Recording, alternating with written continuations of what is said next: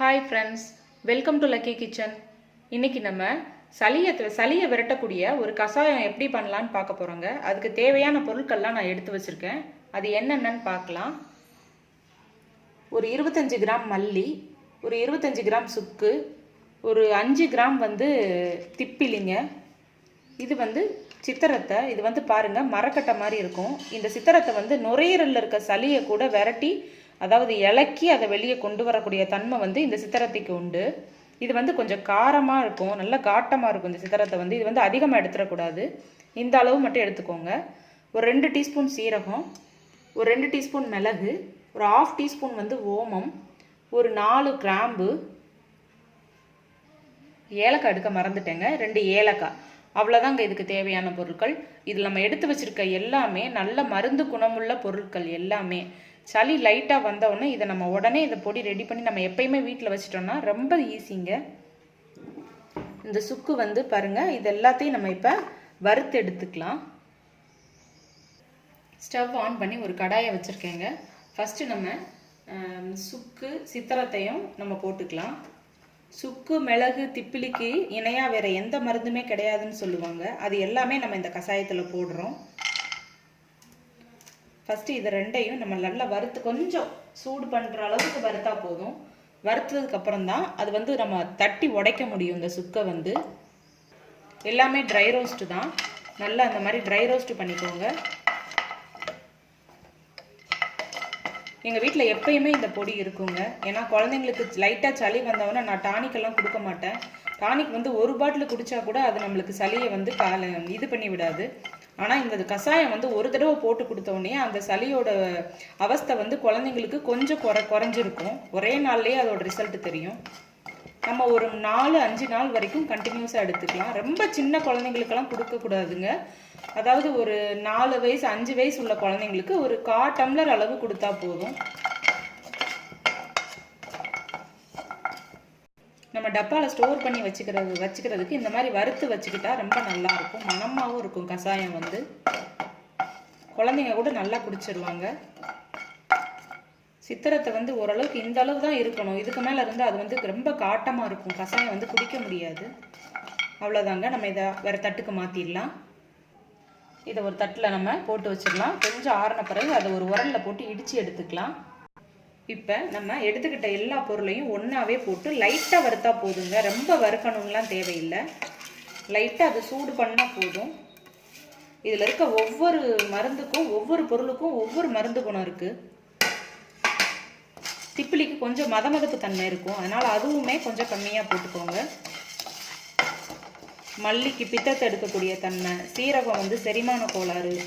இந்த கஷாயம் நம்ம சாப்பிட்டது ஜீரணமாகனா கூட லைட்டாக கொஞ்சம் ஒரு சிட்டிகை போட்டு தண்ணியில் கொதிக்க வச்சு கூட நம்ம சாப்பிட்லாம். ஒரு 2 நிமிஷம் வறுத்தா போதும், ரொம்ப வேண்டாம். வறுத்த உடனே அந்த மருந்து குணம் வாசனை அவ்வளோ நல்லா வருது. 2 ஏலக்காய் சேர்க்கும் போது அந்த கஷாயம் நல்லா இன்னும் மணமாக இருக்கும்.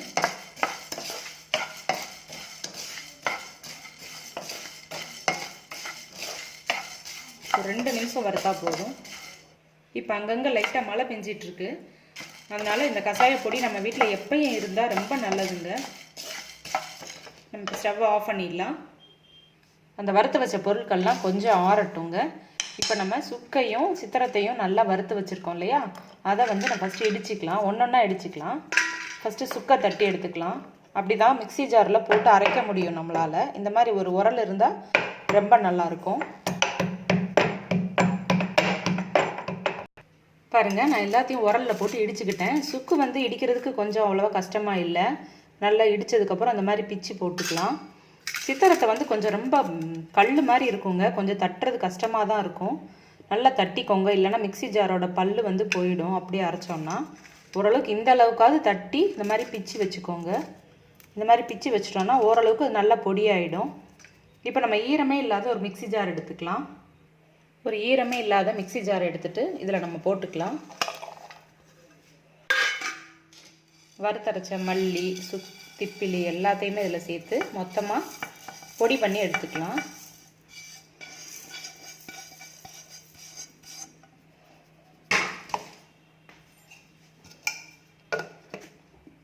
பாருங்கள், பொடி நல்லா மிக்ஸி ஜாரில் பொடி பண்ணி எடுத்துக்கிட்டேன். இப்படி தான் இருக்குது. நல்லா இந்த அளவுக்கு நல்லா பொடியாயிடுச்சு.